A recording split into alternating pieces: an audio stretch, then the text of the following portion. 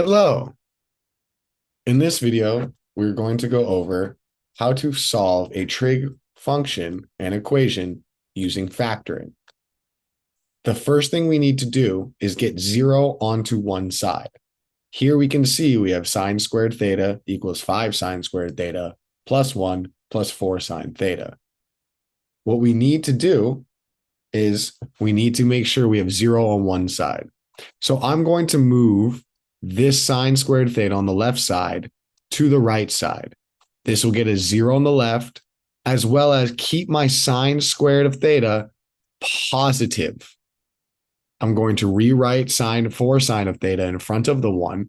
And now in this situation, we see something that we are usually normally used to, but it's a little weird looking at it with sine squared in there and sine theta. What I'm going to do is make a substitution. Y is equal to sine of theta. And I'm going to rewrite this over here. 4y squared plus 4y plus 1. And we need to factor this. Well, we know methods on how to factor this. We have our x method. We do 4 times 1 on top for a positive 4. We bring our b value down low. And we're going to put this over 4y, 4y. Next, we're going to do product sum, what multiplies to 4 and adds to 4. We can do 2 and 2. 2 times 2 is 4. 2 plus 2 is also equal to 4. The next step we need to do is simplify these fractions that we see. So I can simplify by taking out a 2 from the top and the bottom on both sides. Now we see that we have them simplified. And all I need to do is rewrite it as denominator, keep sign, numerator.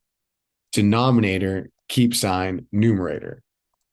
Now that is perfect. And all I need to do now is replace my sine theta, this guy right here, with each y that we see.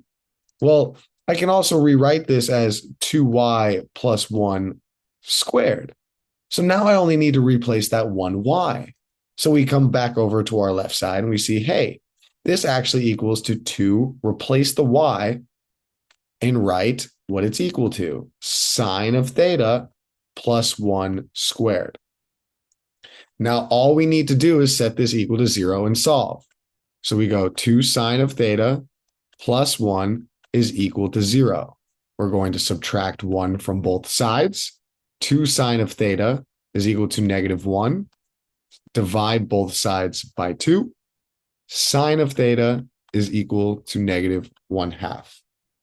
Now, we have what sine is, and we have the sign of it being negative.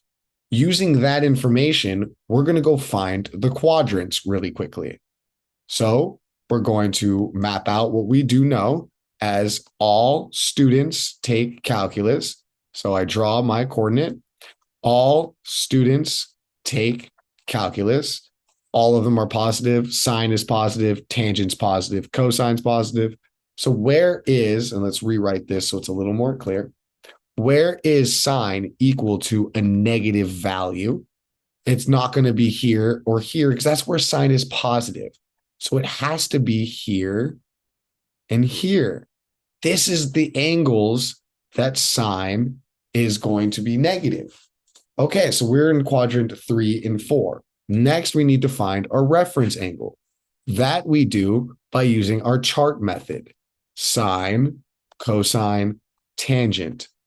30 degrees, 45 degrees, 60 degrees. And let's build our chart really fast, really quickly. Make it a little, not that neat, but that's okay. It'll do the job. And that's all we care about at the moment.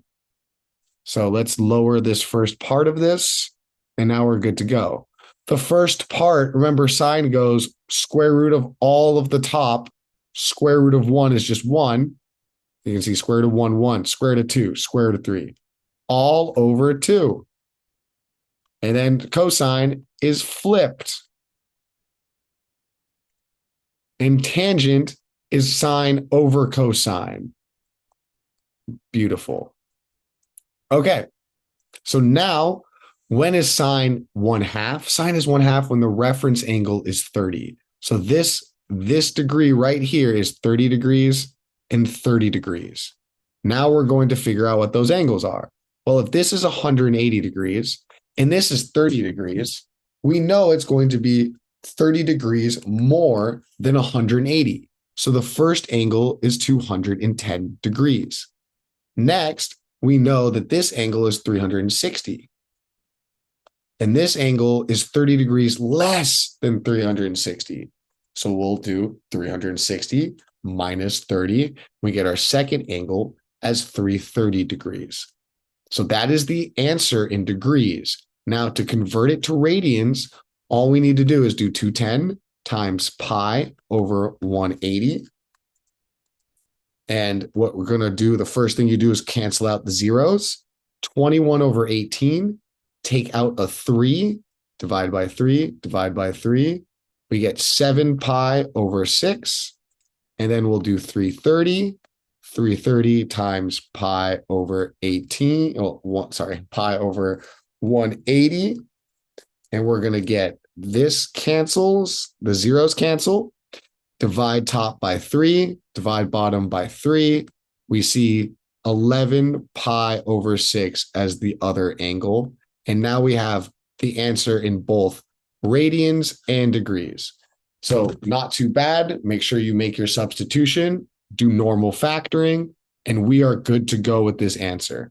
Let's box this a little nicer.